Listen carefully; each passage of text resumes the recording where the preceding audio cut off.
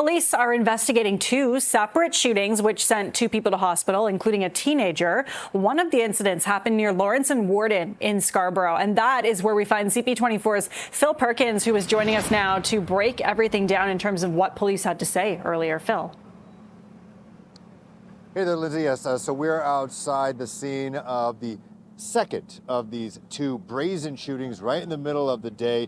This one in Scarborough. We're going to talk about that a little bit later, but first let's kind of go in chronological order to the first shooting slash car chase slash car crash. That happened around 1 o'clock this afternoon near Downsview. What we understand from Toronto police, they say that there was some kind of altercation between two men that then resulted in some form of a car chase and then a multi-vehicle crash involving an unrelated third vehicle. Here's what police had to say about that.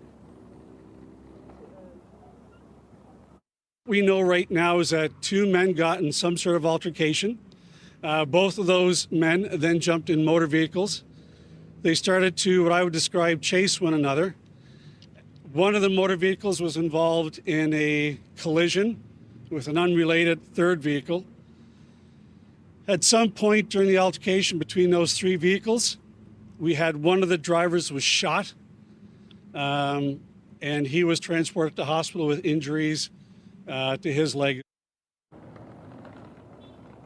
And just to confirm, the third vehicle, which was not involved, drove off. The two drivers of the other vehicles involved in this, both taken to hospital, non-life-threatening injuries. One of them sent to hospital with a gunshot wound to the leg. Now, I am standing at the corner of Warden and Lawrence here in Scarborough. Now, this shooting first started on a TTC bus. That's where it ignited, this feud, whatever it was.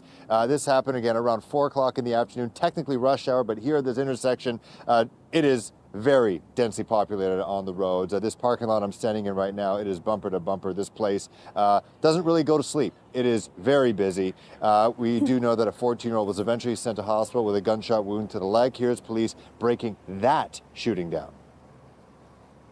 Just before 4 p.m., a 14-year-old boy boarded a TTC bus just here behind me at the intersection of Warden and Lawrence. When he stepped on the bus, he got into an altercation with two other males on the bus. He quickly stepped off the bus, and when he got off the bus, he was followed by those two suspects. One of those suspects produced a handgun and fired multiple rounds at the 14-year-old boy. The 14-year-old boy was struck once in the leg.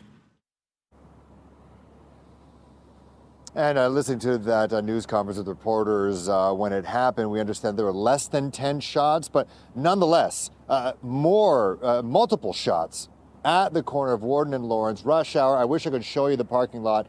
Absolutely packed. The streets are packed. There's people all over the place.